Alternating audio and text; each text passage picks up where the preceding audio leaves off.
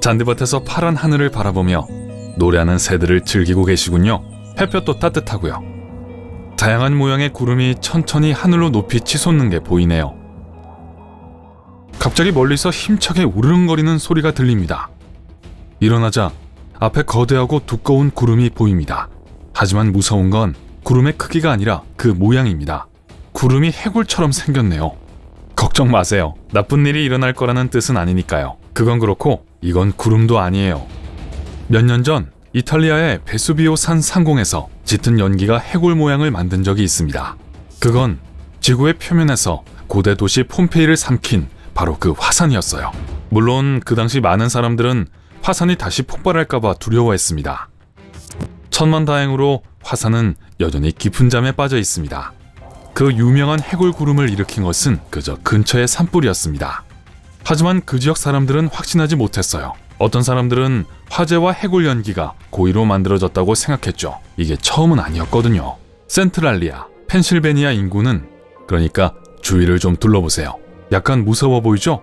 나무들은 벌거벗었고 동물도 사람도 없습니다. 모든 건물은 텅 비었어요. 도로에는 온통 금이가 있고 자갈이 흩어져 있습니다. 당연히 차도 없죠. 도처에 짙은 연기가 자욱합니다. 이 마을은 50년 넘게 불에 타고 있습니다. 센트랄리아는 광산촌이었습니다. 탄광 중 하나가 버려졌고 동네 사람들은 그곳을 쓰레기 처리장으로 사용했습니다. 그러고 나서 대부분의 사람들이 말하길 시에서 일반적인 방법에 따라 쓰레기를 소각해버리기로 했다고 합니다. 그 계획은 중대한 실패였어요. 무엇이 잘못되었을지 보도록 하죠. 쓰레기에 붙은 불은 탄광 아래로 깊숙이 파고들어 밑에 여전히 매몰되었던 석탄에 불을 붙였고 그 이후로 계속해서 타게 되었습니다. 이산화탄소의 수치가 치솟았고 안전을 위해 근처의 다른 광산을 폐쇄해야만 했죠. 아무도 불을 진압할 수 없었고 지하의 불길은 도시 밑으로 번졌습니다. 도로가 따뜻해지고 땅이 메마르고 거리에는 연기와 스모그가 천천히 가득 차기 시작했어요. 2017년에는 인구가 5명밖에 되지 않았습니다. 캐나다의 아브라함 호수에 오신 것을 환영합니다. 완전히 얼어있죠. 투명한 얼음 위로 올라가서 밑에 무엇이 있는지 내려다볼 수 있어요. 물고기도 없고 신비롭고 꽁꽁한 거품만 있습니다. 작은 구름이 얼음 안에 얼어붙어 있는 것처럼 혹은 겨울 외투 입는 걸 깜빡한 해파리처럼 보입니다. 이 거품은 수천 개의 작은 메탄 거품이에요. 이 거품을 만지려고 얼음에 구멍을 파려고 하지 마세요. 메탄은 가연성이 매우 높습니다. 메탄은 나뭇잎, 풀, 곤충 또는 호수에 존재하는 다른 유기물을 먹는 메탄 생성 박테리아에 의해 만들어집니다. 메탄이 얼어붙은 물에 닿으면 수만 개의 작은 공으로 변하는데요. 얼음이 녹으면 그 공은 갑자기 열리고 지글거리게 됩니다.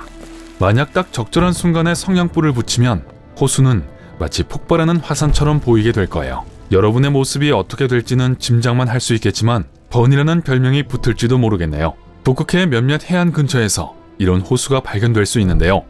이곳에서 기포의 크기는 열기구 크기의 몇 배에 이를 수 있습니다. 정말 아름답긴 하겠지만 안전하진 않겠죠.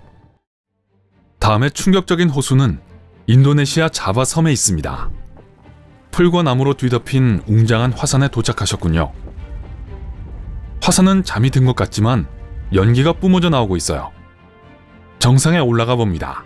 지치고 피곤하고 땀에 흠뻑 젖었네요. 좀 쉬어야겠어요. 수고했어요. 정상에 오르셨어요. 화산의 입구를 들여다봅니다. 끓는 용암은 없고 아름답고 밝은 색의 청록색 호수가 있을 뿐이네요. 오아시스처럼 보여요. 시원한 물에 빠지기 딱 좋은 타이밍이죠. 달려가서 다이빙을 하려고 합니다. 그렇지만 그건 물이 아니라 산입니다. 유황가스가 화산 아래에서 호수로 유입되어 들어가고 있어요. 이 호수는 금속으로 가득 차 있어요. 기체가 닿으면 아름다운 청록색 물, 아니 산이 될 뿐이에요. 가장 가까운 마을로 돌아가서 쉬는 게 좋겠어요. 그리고 나중에 선선해지면 밤에 돌아오세요. 어둠 속에서 호수가 빛나는 것 같네요. 바로 위에는 빛이 가득하고 작은 구름이 폭발하는 게 보입니다. 유황가스가 호수에서 솟아올라 공기와 결합해 밝은 파란색으로 빛을 발하고 있습니다. 그래도 너무 가까이 가진 마세요. 하늘, 지하, 화산, 호수까지. 이제 바다로 나가보죠. 요트에 올라타고 떠나봅니다. 어디로 가든 상관없어요. 다음에 보게 될 건 전 세계적으로 일어나는 일이거든요. 자, 바다는 수정처럼 맑고 잔잔하며 항해길에 바람 한 점 불지 않습니다. 모든 게 아주 평화로운데 잠깐, 저게 뭐죠? 시끄럽고 큰 소리가 들리네요. 2초 후 돛대보다 훨씬 높고 거대한 파도가 잔잔한 바다에서 일어나 요트를 내리칩니다. 배는 가까스로 버텨냈고 거대한 파도는 사라집니다. 여러분은 방금 거대파의 공격에서 살아남은 거예요.